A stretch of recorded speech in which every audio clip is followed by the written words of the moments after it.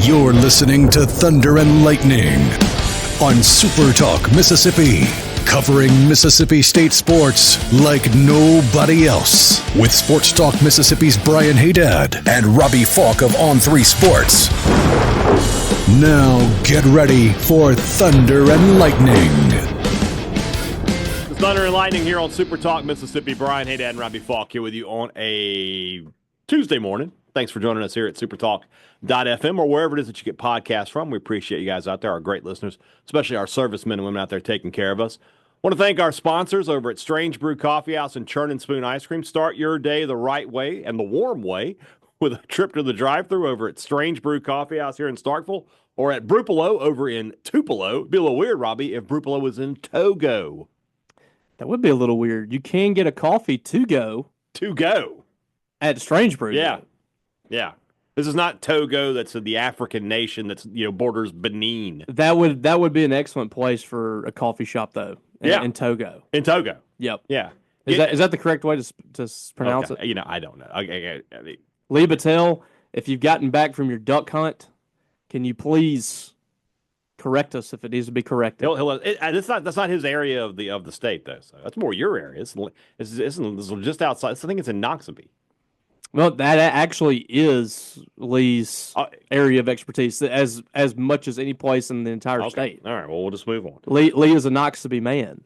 I didn't know that. I thought he was a Deltasman. No, he's not. I mean, he is, but is this guy? His place of a superhero? His hometown is. I'm not sure if it's Macon because they get real ornery about that. No, I'm from Ashuleville and I'm from Sugarlock. So I don't know if that's where he's from, but he's out. We're gonna get a text. He's a Noxubee man. All right. Wherever you are in our great state, you can enjoy Strange Brew Coffee each and every morning. It's just a click away at strangebrewcoffeehouse.com. All the cool Mardi Gras stuff still going on at Strange Brew and Churn and Spoon, King Cake Frappes, King Cake Ice Cream, and just King Cake if you want to have that as well. It's over there. They have King Cake? I think you can order a King Cake from them. Oh. So we need to get them. We need a King Cake in here. We do need a King Cake. We might have to talk to Robert St. John about that. I've been wondering about, you know what, we'll get to that later. I want to talk, he's making these treks around the state. Let's get up here, buddy. Can you bring some loblolly King Cake to us? Yeah. What did we not do? I thought we were friends. We're friends. I think he's done enough for us, let's be honest. The Mississippi Beef Council wants to remind you that beef, it is what's for dinner. I was checking the weather. This Saturday, sunny and in the 50s. Okay. We can grill. Get out there and fire them up. Nothing beats the sizzle of beef on the grill this weekend. No MSU basketball in Starkville. That means you can stay home, watch some college hoops, watch the NFL playoffs, and grill this weekend. Beef, it's what's for dinner, thanks to our friends at the Mississippi Beef Council. College Corner, collegecornerstore.com. That's the place to find the maroon and white merchandise that you are looking for, and I know that you are looking for it. Guys, it's freezing cold outside. If you don't have a great MSU pullover, jacket, sweatshirt, hoodie, go to College Corner and grab one. 2 locations in the Jackson area. Ridgeland by Fleet Feet, Flowway by the Half Shell, or you can shop online, collegecornerstore.com. Restaurant Tyler, Starkville's flagship restaurant. Lunch, dinner, Sunday brunch, best meal in town. Always at Restaurant Tyler. We're getting close to Valentine's Day, guys. It's getting around that time. I might recommend a reservation at Restaurant Tyler for you and your special someone. Because why not? Because, you don't have to have a special someone to have a great meal at Restaurant Tyler. But, it doesn't hurt. The guest room might be a little tougher to get in there on Valentine's Day, but you could try it. You can try it. And the good news is the food is going to be good no matter where which section you end up. No matter where you sit. So if you want to have a great meal on Valentine's Day, make your reservations now for a meal at Restaurant Tyler. Priority One Bank, 16 locations here to serve you throughout Central Mississippi. Let PriorityOneBank.com be your guide and show you not only where they're located, but how they're going to help you invest, manage your money, and prepare for the future. Nowadays, more than ever, it's so important that when you have questions about your money, that you get answers, that you get them in a timely fashion, that you talk to people who seem to actually care about you. You can't get that with those big corporate banks. You can get it with the bank like Priority One Bank because they're a Mississippi business, they're a Mississippi bank, and they are a community business before everything else. Let Priority One Bank make you their priority. Before we get into MSU sports, I had received this news, but when we recorded last night, but we obviously wanted to keep it under wraps until such time as his family had a chance to make their arrangements and such. But I wanted to say a heartfelt, I guess, a goodbye to Paul Gallo. They called him the godfather of SuperTalk Radio. I will certainly agree with that assessment. A titan of a man who every politician who in the state of Mississippi knew who he was and respected him and respected his opinion, and I respected him very much. The first time I was on his show, hilarious. Guy, he's just like, Brian, I can almost do his voice. His is deeper than mine. He's just like, Brian, tell me all about yourself. Born in America? Just like, he saw the Hadad. And he's like, I got to scope this guy out right now. So every time I was on his show, it was a pleasure, even though it was early in the morning. Not exactly. You pushed me into that after the national championship game. I get in from the national championship game at like 2 a.m. in Omaha. Hey, Gallo wants to get on with you tomorrow. Okay, that's fine. I can't take and oh, by the way, it's at 6 a.m. or whatever. Alex Payton, who does our she schedules all of our guests for every show outside of Sports Talk. She schedules the guests for Gallo and for middays. And she would, whenever she's like, we want to have you on Gallo, I'd be like, last hour. Yeah, I'll come in the 8 o'clock. Do not call me at 6:20. I will not do it. I don't know how he did that every single morning. The man was a machine. He would get up at 3 a.m, do all his research, and come to the. I mean, a number of different people told us through the years, like if he ever wanted to do a national show, he could do it and be successful. Yeah. That's how prepared he was. A great radio man, but a great man just on top of that. And we will sorely miss him here at Super Talk. Rest in peace to my friend Paul Gallo. Big shoes to fill, and we'll see how Super Talk's going to do that. I know a lot of you are going to ask the question, like, what's going to happen? I don't know the answers yet.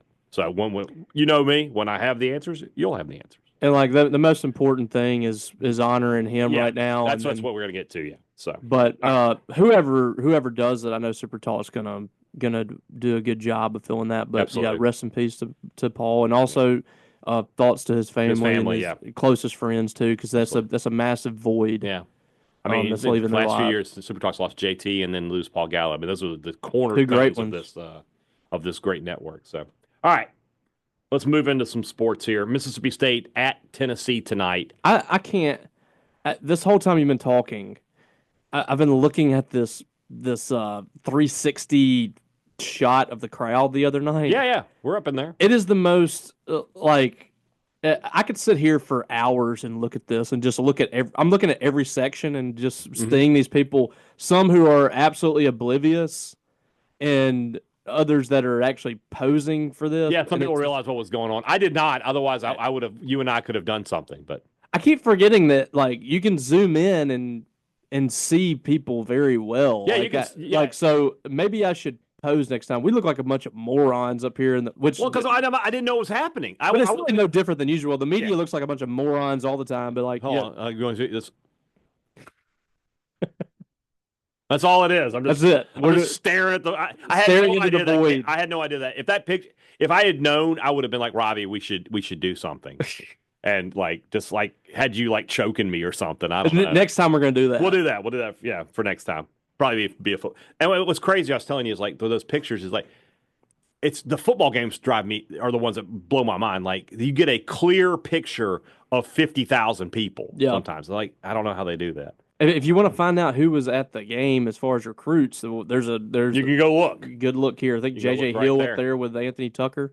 2 weeks in a row that J.J. Hill was on campus, which I think is a good thing. I know good sign. He's already committed, but doesn't matter. Everybody that I talked to at Tupelo is like, he ain't gonna stick.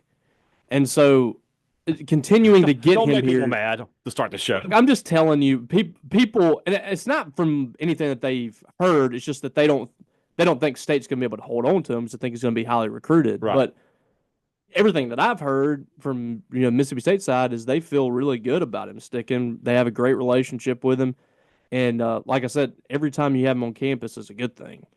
So as of right now, I don't have anything bad to say about Anthony Tucker. Yeah, he's done it well. Who was one of the guys that a lot of people quiet. A lot of people were not just over the moon when they hired him. But my gosh, how can you complain about him? The running backs got better last year, every week. Mm-hmm. They were better. By the end of the year, that was one of your better groups. It is your best room right And now. this might be the best running back room they've had since when? I mean, Moorhead's first year, you had Eris Williams, Kylan Hill, and Nick Gibson. Probably so. Yeah. This one might even be better. I don't know. Yeah. It's going to be a good one. Yeah. You got a guy, Davon Booth, that's a fifth year guy that was your best running back last year. He's back.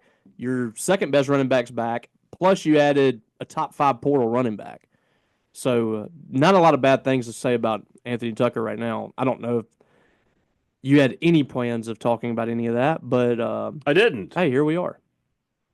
Like we said yesterday, this is our show. We can say and do whatever we want to. This is our show is a different thing. Correct. This is our podcast. Yes, this is our. Yeah. Mississippi State, Tennessee. So you go back and you look at Tennessee. Came into conference play undefeated and got a win to start. They have been a bad team on the road. In conference play, they have played 3 road games. They lose by 30 at Florida. They lose by 1 this past Saturday at Vanderbilt, which had one of the craziest endings we've seen in some time. Where Vandy, they fouled the guy. Like up 3 or whatever. Like, this made no sense. And then they won a close game at Texas, where Texas had them on the ropes a little bit, but they were able to hold on. Texas is just not very good. Mm. Their 2 home games, they've won by double digits. They beat Arkansas by 24. It's so funny to go back and see that ranking by Arkansas's name. That won't happen again this year. That was strictly, it wasn't just because of Calipari. They were good in non-conference, but yeah. And then they beat Georgia by 18 last week on Wednesday. So this game being in Tennessee, being in Knoxville, Mississippi State will be a decided underdog. However, State last year played Tennessee twice, beat Tennessee twice, beat them in Starkville, and then beat them at the SEC tournament. And with Dalton Connect gone, this team is not as good offensively as it was a season ago. They are an elite defensive team, though. They're giving up 59 points per game. 4 players in double figures, led by Chaz Lanier at 18 points per game. Zakai Ziegler, just Mr. Consistency for this team, 12 points a game, 138 assists in 18 games. I mean, just playing really, really well. Another guy that I keep an eye on, not averaging double figures, but Felix Okpara, 31 block shots on the season. He can be a 4. They just are, and that's something that a Rick Barnes team has always been known for, is being really good defensively. For Mississippi State, a season ago, you would have looked at this game and go, God, this is going to be one of those 58-54 disgusting games to watch. State can score a little bit more now. I'm very interested to see how they attack this Tennessee defense. Very interested in that. Interested in to see how they come out in this game. Mm-hmm. The Auburn game was not a good performance, and that's going on the road.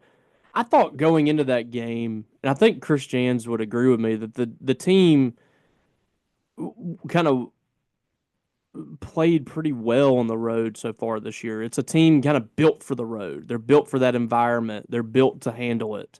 I didn't think they handled that well. And that's going to be the challenge in this game, is how do they handle that environment at Tennessee? It's a very interesting arena. It's not like Auburn Arena. It's a much bigger, more spacious, a little darker arena. You can't, it's old. It is, and it's large. It's 22,000 plus. Yeah, it's a big giant arena. It's like going to Rupp, but a little. It was weird back in the day when Tennessee sucked at basketball, and they had this massive arena that they would never feel. Yeah. But their fans are excited about it. Rick Barnes has done an excellent job since he was hired there. He was kind of the turning point, I feel like, in the SEC. Mm-hmm. Where the SEC started to really, truly invest in hiring great coaches. Yeah. Him and Pearl, and then I thought State was kind of at the forefront of that with Ben Howland. Yeah, it just didn't work the way he wanted. And Howland turned things around and made Mississippi State a respectable place. And another one that and it didn't work out as well, but the hiring of Avery Johnson at Alabama. It didn't work out great, but they've got a former NBA head coach. Yeah. There. I mean, that was, those hires, because especially with Auburn and Alabama and Tennessee, those were schools that are basically like, we play football and then we play spring football. Yeah. And you're correct in that. State was always a school that tried to win at basketball. They had Stansbury all those years. They had Richard Williams. Those were the schools that they just didn't care about basketball as much, especially in the 80s and 90s and in the early 2000s. And I wonder if this investment has something to do too with the fact that you're starting. I mean, it might be just indirect, but you're starting this revenue sharing thing. Mm-hmm. And basketball, people are realizing, can make a lot of money too. I don't think that's a new concept. I think people knew that basketball was going to be able to make money. I mean, that's not. I mean, we all know that's a revenue sport, but I just think it's a place where you can kind of put your hand into two spots here and pull a lot of money in with football and basketball. It's worth the investment. It's not like for a lot of schools, it's not worth the investment in women's basketball and baseball and things like that. Basketball, it is. I think everybody in the SEC is realizing we need to be pulling in money from everywhere. So that could be a thought process. But all that to say, back around to this game, I don't know what to expect going into Tuesday's game. I thought State did a really good job bouncing back. Mm-hmm. They needed that badly, and after that game, it appears that people outside of Starkville, outside of Mississippi, they realize that Mississippi State and Ole Miss are both premier basketball teams this year. Mm-hmm. They didn't get penalized for losing to Auburn. You go on the road and lose to a number 1 ranked team, and you moved up 4 spots. Mm-hmm. So I think people are very high on Mississippi State at this point. They've proven who they are. Now they got to go out there and they got to win tough games. This is a tough game that they are going to have to go on the road and win, and it's going to be a difficult task. I don't think it's a must-win by any means, but it's something that could really, really take this program to the next level, and we'll see how it works out. But I don't know. Tennessee is very good at home. Yeah. So it's going to be tough. We kind of talked about it last week. I said, of this all, you have South Carolina in the middle of all this, but Auburn, Alabama, Tennessee, you play all 3 of those teams the next, few weeks here. You wanted to get one of those games. Mm-hmm. Now, you get Alabama at home. I think ESPN's predictor has that almost 50-50 right now. Alabama, though, is a team that traditionally has given Christians a lot of trouble. With the way they play offense, it just hasn't been a good matchup for Mississippi State. It feels like Tennessee, a team that wants to, really grind you and play defense, is a better matchup for Mississippi State. And like I said, they were able to get 2 games off of honestly, that's a better Tennessee team last year. Yeah. They were a better Tennessee. They had Connect. They were a better team. Well, if you look at how that game played out, Connect was spearheading the whole thing in the second half with Tennessee. State had built a lead, and they had kind of shut him down. Mm-hmm.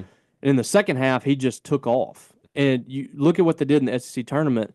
State really flustered him. Mm-hmm. They were physical with him. They denied him the basketball. They made things very difficult on him. They kind of eliminated him from the game, and they were able to control it. I mean, I kept waiting in that game for State to falter a little bit, and they just never did. And I think what they did to Dalton Connect really did it. I don't see a Dalton Connect on this team. Now, it's a well-rounded team for the most part. I think they're still very good, and they're playing at home. So I'm not going in this game predicting a win or anything like that. But I do think if State would have played that game last year at Tennessee, I think it's a way different ball game. Mm-hmm. You use your home crowd. You got off to a good lead in the first half of that game, and then it's a neutral site when you played them in the SEC tournament. Mm-hmm. This changes things when you go on the road. And Tennessee has really gone. I mean, I guess that's just the nature of playing on the road in the SEC, but it's crazy the ebbs and flows we've seen from them in conference play already. It was kind of interesting last year with the SEC tournament game that Tennessee just needed a win to basically seal up a 1 seed. Yeah. And didn't get it. And like I said, I just think State's a better matchup with Tennessee than they are with Alabama and even with Auburn, even though State was able to beat Auburn last year. So, what State's got to do, you mentioned getting off to a good start. That's what didn't happen in the Auburn game. They fall behind 10-0, and it balloons from there. State has got to find a way to get some early buckets. Now, if that's Hubbard, great, but whoever it is, State needs to have some offense early in this game and just, keep themselves in it through the first couple of media timeouts. Obviously, having Kugel back will be a big part of that. You know, he's really starting to round into the form I think that we wanted to know about prior to the season. We all talked about, like, this guy is sort of an X factor. He's got the highest ceiling on the team. He's the best chance to be an NBA guy. You're seeing that these past few games. So if Kugel can come out and provide more of a steadying influence, this is a guy who's played at Tennessee before. Not going to be a big issue for him, I don't think. That could be huge for Mississippi State, but they've got to hit shots early in this one, and it doesn't really matter who's getting the points. Somebody's got to do it. Yeah, I know we keep talking about it, but it really feels like Josh Hubbard has got to be good in this game for State to win it. Mm-hmm. I don't think you can have a game like he had against Vanderbilt and you win this ball game. Like, I really believe you got to have all hands on deck in this one. To go win a top 10 matchup on the road, you've got to have the ability to hit those shots from the outside. And right now it's just not there. And I don't know when it's going to come, how it's going to come, but at some point he's got to be able to break through. And going to have to be able to play really good defense too. And this is a team that, in years past, especially at that place, has gotten red hot from outside. Chaz Lanier has been one of the best three-point shooters in the country. He's shooting 43%. He's hit nearly twice as many as anybody else on this roster this year. Zakai Ziegler's got 33. He's got 64. So they're going to try to get him hot in this ball game. We know what Ziegler can do. We've seen it for 5 years. So it's going to be an absolute battle. State's going to have one and done possessions for Tennessee, rebound the basketball, which they've done well. Absolutely dominated Ole Miss in rebounding, and take care of the basketball. That's been State's issue in a couple of their losses too. They're just not taking care of the basketball. And this is a team that, for the most part this year, is taking care of the basketball well. Yeah, Cam Matthews and Josh Hubbard particularly got to take care of the basketball. Josh had 3 or 4 turnovers the other night. Cam had 3 or 4 turnovers. Was loose with the basketball, trying to get inside. Don't try to do too much. But anytime you get a road win, it feels like starting off well is kind of the jump start to that. No, I can't imagine. I can't remember. I guess Ole Miss might have been. I mean, how did that game start for State? State was up 14-2, I think. 14-2. Yeah. If they had won that game, that would have been the rare example of a team getting behind early and then clawing their way back into it. Most of the time when you're on the road, you fall behind 8, 10, 12 points before the second media timeout, the crowd is going to carry the home team to victory. And State has had good starts for the most part in every game with the exception of Auburn. Auburn is the exception. Yeah, every other game. They went down 10-0 to Auburn. They were down. It was tight back and forth with Vanderbilt. But then on the road. Like when you're on the road, if you don't get off to a great start, you have to survive the first 10 minutes. Yeah, that's always my mindset. If you get to the second media timeout and you're down 2, down 3, 4, you're fine. You're down 8, 9, it's a problem. Because I remember in that Vandy game, they had hit a couple of shots and you're like, that's not going to last. State was kind of trading blow for blow. They were staying in it, and then they started pulling away right before halftime. That's what has to happen in this game. If you don't get off to a good start, you got to be able to stay in the fight a little bit. And once you get to that 10-minute mark, if you're in the game, you're in good shape. Yeah. Winning a road game especially, and this is going to be the case in home games too, it is an absolute marathon. And, that phrase that goes around all the time, it's a marathon, not a sprint, whatever. That is what we're going to see in the SEC. These games are going to feel like they're a day long. Mm-hmm. You have to survive every media timeout, it feels like. And you break the game up in sessions. Mm-hmm. And that's what has to happen. If you want to win a road game, it's just chopping the tree. Yeah. It's chopping, same spot until the thing falls. That's what you got to do to go win an SEC road game. And it takes several days to prepare for it, and then when you get in the game, it's a totally different story. So State has got a big challenge ahead of them against a team that's very, very good at home, 10-0 at home this year. It's going to be tough, but this team is mentally tough. Whether they win or lose this game, you just got to survive this first part of the schedule. Get out of this thing 500 or whatever, and let's see what happens. So what do you think happens in this game? I'm not ready to pick State in a top 10 road game. I'm just not. After what we saw at Auburn, I thought they would be a lot. It's fair to be cautious. Yeah, I thought that they would be a lot more competitive in that game, and they never were. Especially with Broom out, I was like, all right, they have a chance here, and they never did. They fought back in the second half, and then they got pushed right back out. Yeah. I just never felt like they were even competitive, and that was disappointing. But the good news is we saw them come back against Ole Miss and play with a ton of heart, a ton of effort when they didn't play their best. I don't think this team's playing anywhere near as good as they can be. Right. They're not playing they're not playing smart basketball. They're not playing clean. Until Hubbard starts shooting the ball better, you can't say this team is playing at its best. But like what do you think's going on with it's kind of like a mental breakdown in these games or something. I think back at Kentucky. You were up by a point or two, or I forget what it was. I know they were down by one with like 2.5 minutes left, and Hubbard had a chance to take the lead or whatever with the three. I don't think they scored in like the last 2.5, 3 minutes. And they just couldn't execute. Yeah. And then you look at the Ole Miss game, and you got a chance to run the clock down to a minute. You get the possession of the ball and chunk it down the court. And that's Cam Matthews, who is, a guy that's incredibly instinctual, usually knows the moment. And, we saw in overtime how instinctual he really is. They're just not playing, I don't think, like high IQ basketball at all times. And they're not playing their best by any means on either side of the court. I don't know how you want to look at it. I look at it as a good thing, because I feel like there's so much more meat on the bone for this team to take off here in the back half of the schedule. I don't know if I want the team reaching its peak at this point. No. If you want to win the games. Yeah, if they can, it sounds funny, but if they can keep playing at this like B level and winning games, don't care, because eventually it will.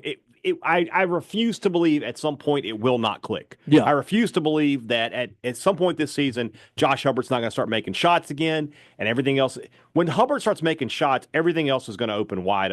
It stays scoring as it is. They scored 84. They scored 90 on Kentucky. They're still scoring a lot of points. They're scoring plenty of points. When Hubbard starts getting back to normal, it's everything else is going to take care of itself. So yeah, I agree. They're finding ways to score, but it's not coming easy. Right. It's coming with a high volume of 3-point shots, or it's coming with, having to grind out possessions, get offensive rebounds, things like that. They're getting good looks from three, I feel like. They're not hitting at a high rate, and you're not getting what you want from Josh there.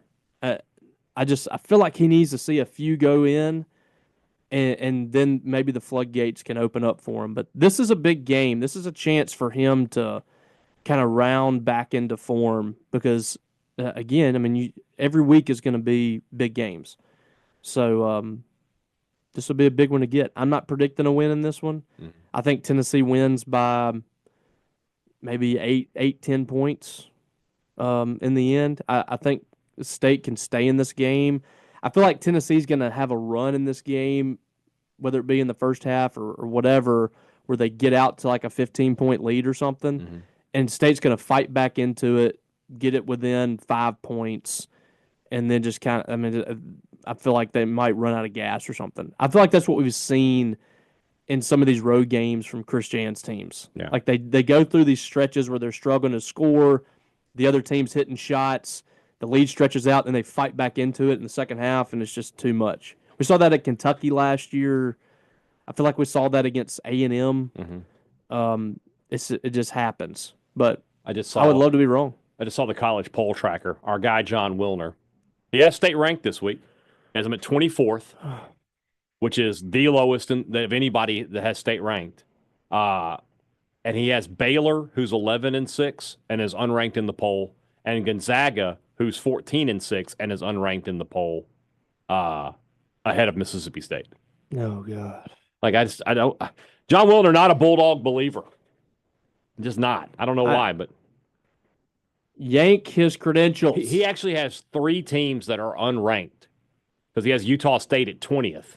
Okay, so there's a thing on there that isn't there a thing that shows just like on it how bad off they are from the. It says extreme pick. This pick is plus 5 spots from the actual ranking. How many extreme picks does he have? He had like 12. One, two, that one, 3, 4, 5. He has 5. Well, 1, 2, 3, 4. He has 6. So he has UConn 13th. They're 19th. He has Michigan State 14th. They're 8th. He has Utah State 20th. They're unranked. He has Baylor 22nd. They are unranked. He has Gonzaga 23rd. They are unranked. And he has Mississippi State 24th. They are 14th. And it's not like you're ahead of the curve here and you're just, ball better than everybody else. Right. Like you're consistently one of the worst pickers in the AP poll. And he has a couple others that are close. Like he has A&M 9th and they're 13th. And he has West Virginia 19th and they're 23rd.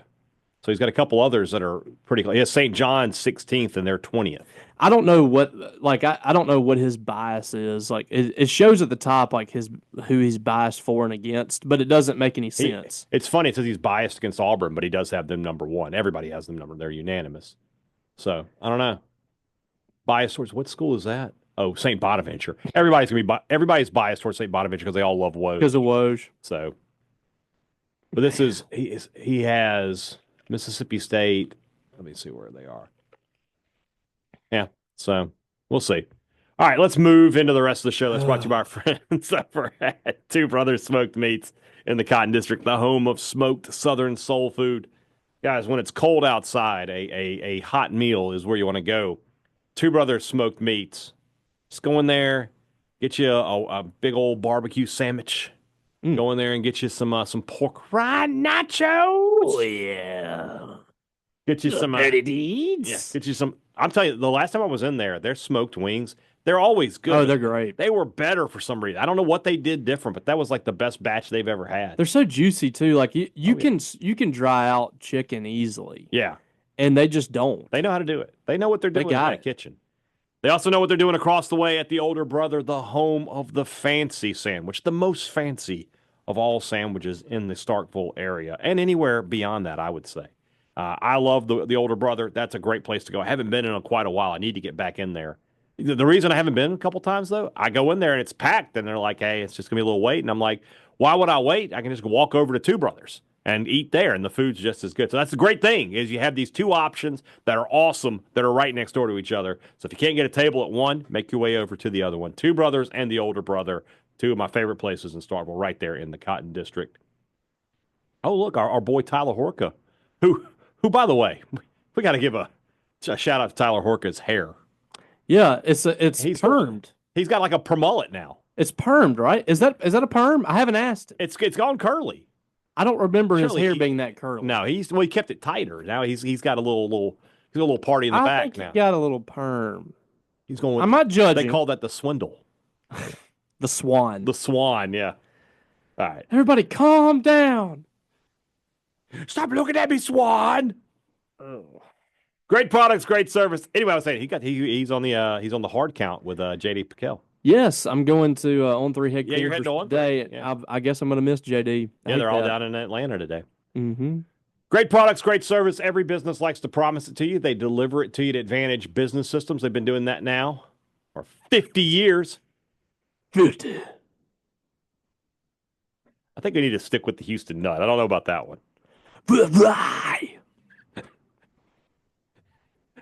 What just happened?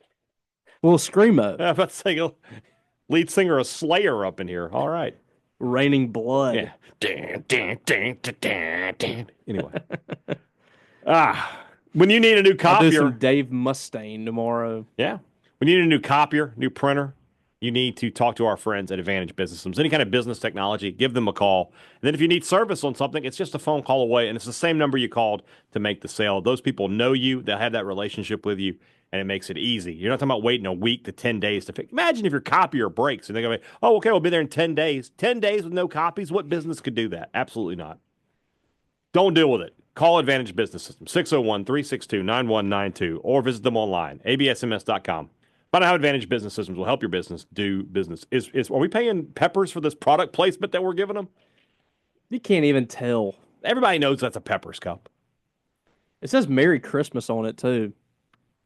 Well, if that I guess they have to use them all. If that was food, I'd be worried. But since it's just a cup, we're okay. Yeah, I think we're good. All right.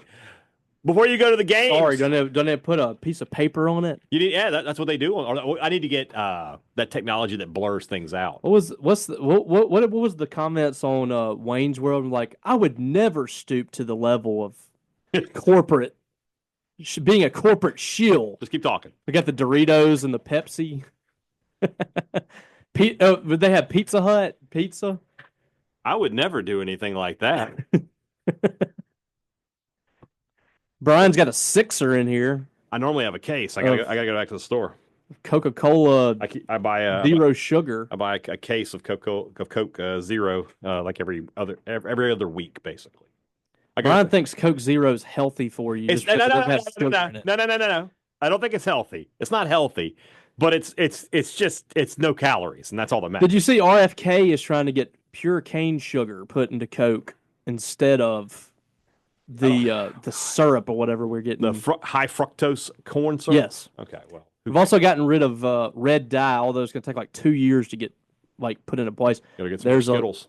There's a whole lot of things that we probably need to get out of our food.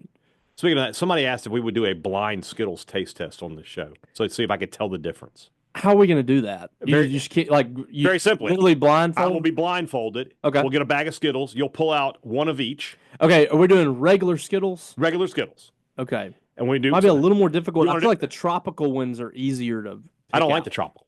So I don't like those. Yeah. So what we'll do, we can't do it tomorrow because you're going to be in Nashville. Next Wednesday. So Wednesday tomorrow is the 21st, 22nd. Wednesday the 29th.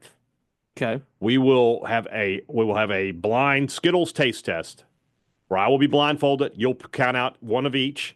You'll put it in my hand. I will taste it, and I will tell you what I think it is. Are we doing the rumblings tomorrow? Can we? Might be difficult. We'll figure that out after we talk about Maroon and Company. Okay. Because we need to get. I thought you were done. I was not. Sorry about that. I haven't done Maroon and Company yet. Before you go to the games this weekend, make sure you're at Maroon and Co. If you need new MSU gear in Starkville, that's the place to get it. Bigger, better selection than anybody else, and we'll save you some money with our promo code Thunder15. 15% off regular price items.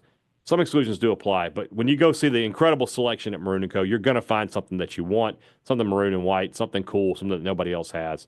Before you go to the game, make sure you go to Maroon and Co. Rumblings. It's up to you. I mean, because we got to work around your on-3 conference schedule. Yeah, see that, and I think that's going to be like an all-day thing. Okay. So, I don't know. We might have to punt, unless you want to do it like Thursday. Can we move it? Will you be back Wednesday? I'll be back Wednesday, but we're doing the show that evening, right? Yeah, and I don't know if we want to do a hour-long show. People will kill us, man. Better not. Maybe we got to punt this week? Or we could do it Thursday. We don't have anything. Let's for Friday? Yeah, why not? So Friday we will preview Mississippi State, South Carolina, and then do the rumblings? It's up to you. Okay. Let's just plan for Friday if we change that plan. So don't send in your questions today.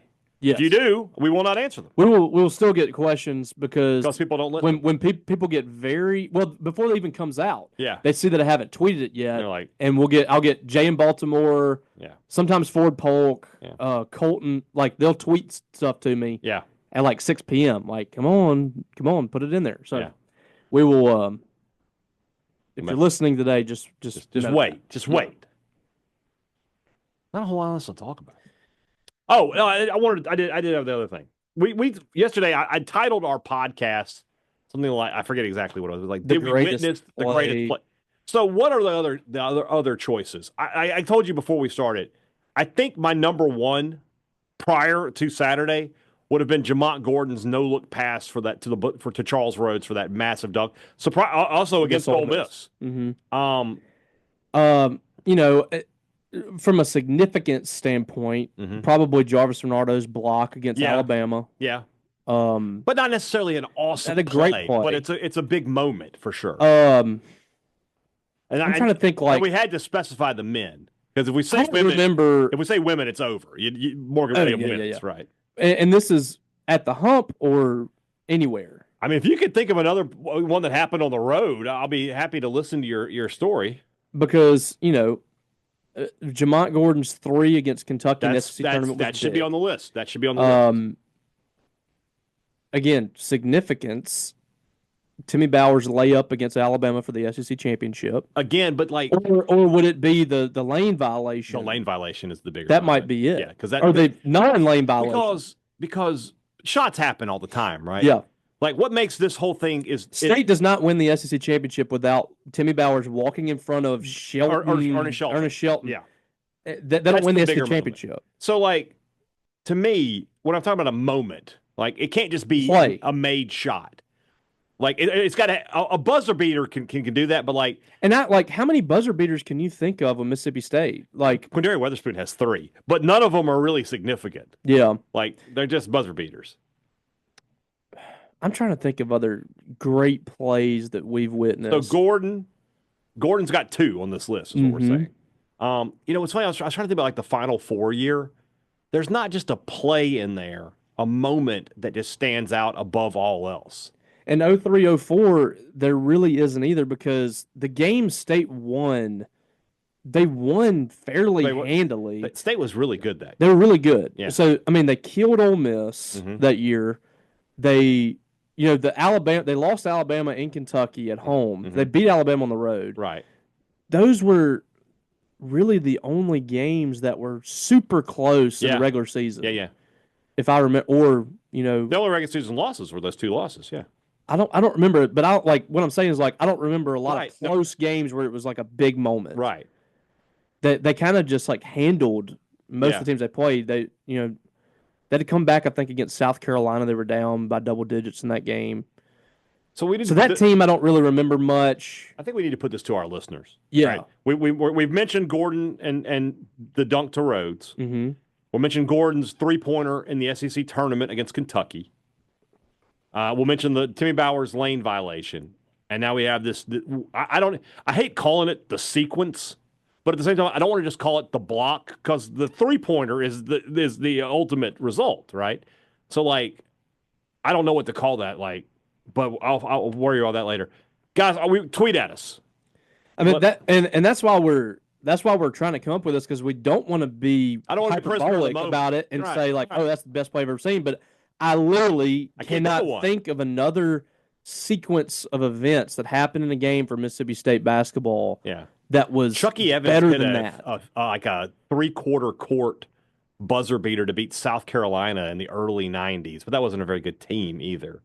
In my lifetime, it was the best play I've ever seen. Yeah, I'm thinking Richard Williams, that first SEC championship team when they beat LSU in Baton Rouge with Shaq. But there wasn't just a moment in that game. State, I remember that game. State dominated it. Yeah. Guys, Shane Powers' dunk against Florida. Did he have a dunk? Yeah. I don't remember that. I remember he got over the rim, and I remember thinking, Shane Powers just dunked. I'm gonna try to get Shane on the live show this week. Yes. All right. One of my favorites as a sophomore in high school, whatever I was back then. All right, guys. Tomorrow's show will just be tomorrow's show. Here's the thing with tomorrow's show, though, Robbie. If we're not doing the rumblings, the big story is Tennessee, is the game. Mm-hmm. So can we go in the evening, or are you going to be out? That's kind of what I was thinking. Or, we could knock it out at some point. And then Brian in? Yeah. All right. I don't know, because, I'm going out to dinner tomorrow night. We'll figure it out. One way or the other, there will be a Thunder and Lightning podcast up for you on Wednesday. Do not worry. I will make it so. Don't worry. Guys, have a great Tuesday. Back with you on Wednesday. For Robbie Faulk, I'm Brian Hadad. Thanks for listening to Thunder and Lightning here on SuperTalk, Mississippi.